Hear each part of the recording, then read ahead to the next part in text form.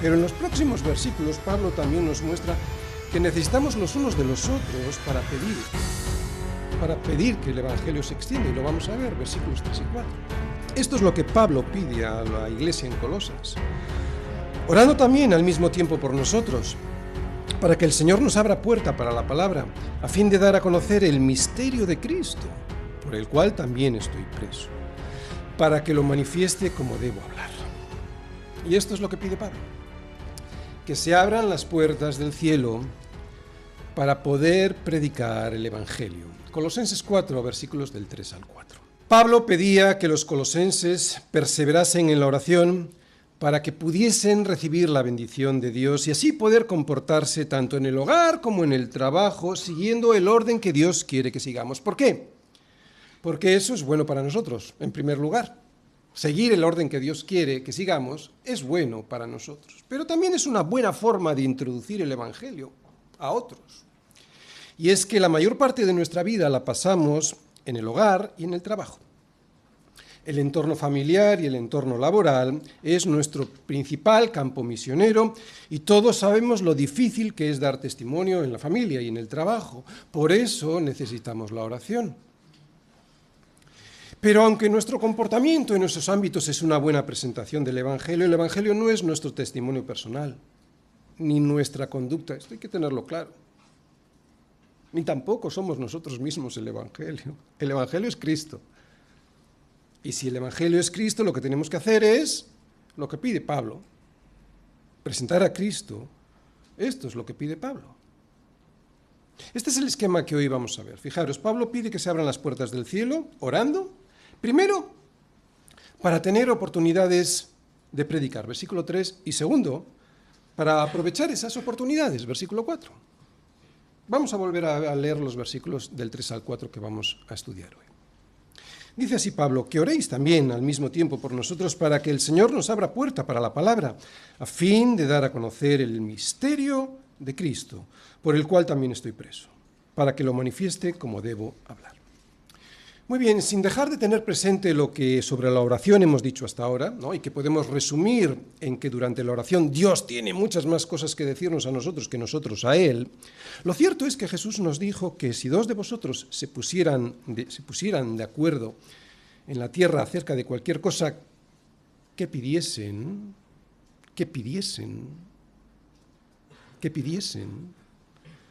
les será hecho por mi Padre que está en los cielos. Así que Jesús nos dice que la oración se trata de pedir, aunque, como matiza Santiago, hay que pedir bien, porque muchas veces pedimos y no recibimos porque pedimos mal para gastar en nuestros deleites. Así que la oración se trata de pedir y de pedir bien. Y una de las cosas que nos muestra la Biblia, que podemos pedir, sabiendo que estamos pidiendo bien, es por las almas perdidas. Jesús mismo oró en la oración sacerdotal de Juan 17:21 para que todos sean uno, como tú, oh Padre, en mí y yo en ti, que también ellos sean uno en nosotros, para que todo el mundo crea que tú me enviaste. Si Jesús oró para que todo el mundo creyese que el Padre le envió en rescate por muchos, si Jesús oró por esto, ¿cuánto más necesitamos orar nosotros? Es lo que Pablo pide a los colosenses en los versículos que acabamos de leer.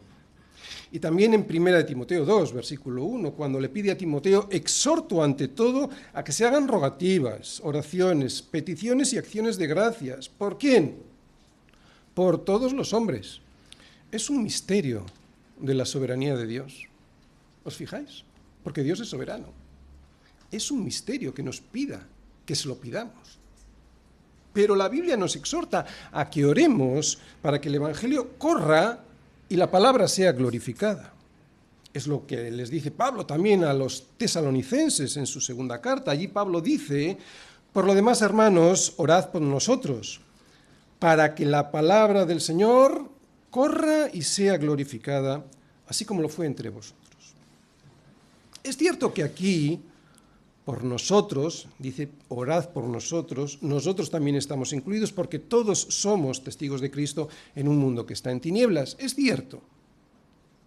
todos tenemos que dar testimonio, pero hay una forma de orar especial por aquellos que dedican su vida a presentar el Evangelio a los demás, para que la palabra del Señor corra y sea glorificada, para que las puertas del cielo se abran. Es lo que está diciendo Pablo. Orad de una manera especial por nosotros, que tenemos este ministerio. Primera parte, orar para tener oportunidades de predicar. Dice así el versículo 3. Orando también al mismo tiempo por nosotros, para que el Señor nos abra puerta para la palabra, a fin, este es el para, de dar a conocer el misterio de Cristo, por el cual también estoy preso. Jesús nos lo enseñó cuando les dijo a sus discípulos: a la verdad, la mies es mucha, mas los obreros pocos. Rogad pues al Señor de la mies que envíe obreros a su mies. Por lo tanto, Pablo, en estos versículos de Colosenses que estamos viendo ahora, 3 y 4 luego, está siguiendo la enseñanza de Jesús de rogar por la causa del Evangelio, pidiendo especialmente por los obreros, por los pastores, por los misioneros, por todos los siervos que tienen que ir al campo a trabajar. Recordemos que Pablo está en la cárcel y que él no pide que se abran las puertas de la cárcel para poder predicar mejor el Evangelio, no. Lo que pide es que se abran las puertas del cielo para que ese Evangelio corra e inunde con su misericordia a los demás. Fijaros, en este versículo vamos a ver tres cosas. Primera, que hay que orar por los ministros. Segunda, para que el Señor abra la puerta y se pueda dar a conocer el misterio de Cristo. Y tercera, que hay que hacerlo aunque uno esté preso, o sea, que hay que hacerlo en cualquier situación. Vamos a ver la primera. Hay que orar por los ministros. ¿Por qué? Un pastor sería la última persona que alguien se imagina que podría necesitar ser sostenido en oración. Todos, cuando les vemos, parecen estar tan llenos de vida espiritual, de conocimiento y de fuerza. A todos ellos les vemos siempre dando tanto a los demás. Más aún, sabiendo lo que nos dice la Biblia del poderoso ministerio del apóstol Pablo, conociendo cómo era Pablo en su ministerio, ¿cómo puede ser que Pablo necesitase pedir oración por él y por la forma de presentar a Cristo? Él, que nos da ejemplo a los demás. Bien, pues vamos a empezar por nuestro mejor ejemplo, por Cristo. Cristo y su necesidad de oración, Cristo y la necesidad de que oraran por él, Cuando Jesús estaba orando en Getsemaní, Jesús les dijo a sus discípulos: mi alma está muy triste hasta la muerte, quedaos aquí y velad conmigo. Ellos no pudieron estar velando, vigilantes en oración con él ni una hora. Y así hasta 3 veces que les encontró durmiendo. Cuando yo leo esto, dudo de mi compromiso con el Señor al ser incapaz de orar ese tiempo. Y a no ser por nuestras reuniones de oración que tenemos los hombres en la iglesia, yo no soy capaz de estar tanto tiempo velando en oración. Así que son una bendición las reuniones de oración comunitarias. De ellas ya predicamos hace 2 domingos, por eso si alguien quiere saber más sobre este tipo de oración comunitaria, os recuerdo el título que está ya grabado, es Orando Juntos, ¿vale? Y la podéis repasar. Pero insisto, es una bendición poder orar juntos, porque el Señor les dijo a los discípulos que estaban con él en Getsemaní: velad y orad para que no entréis en tentación.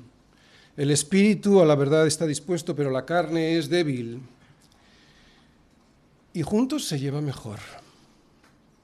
Y si vemos que el mismo Jesús necesitaba las oraciones de sus amigos, ¿cuánto más nosotros, aunque seamos pastores? Puede que esto le sorprenda a alguien, pero dentro de la iglesia no conozco a nadie que necesite más la oración que los pastores y el resto de los ministros. Primero, porque somos personas tan pecadoras como los demás, y segundo y más importante, porque no hay nadie con más peligro frente al enemigo que aquel que siempre está en primera línea de fuego. Tiene sentido, ¿verdad? Si le quitas el pastor al rebaño, o lo dejas inútil al pastor, o el pastor predica como no tiene que hacerlo, pues dejas a las ovejas sin guía, las dejas sin protección. Y terminan llevados por doquiera de todo viento de doctrina, por estratagema de hombres que para engañar emplean con astucia las artimañas del error. Así que tenemos aquí, nada más empezar este versículo, la primera lección: orad por vuestros pastores. Yo sé que muchos lo hacéis, incluso hermanos de fuera de nuestra iglesia lo hacen por mí. Así que muchas gracias a todos. No hay nadie que necesite ser llenado más que aquel que se vacía. No hay nadie que necesite ser más llenado que aquel que está en primera línea de fuego contra el enemigo, dando todo de sí a los demás para que no le falte de nada de lo que la palabra les quiere dar.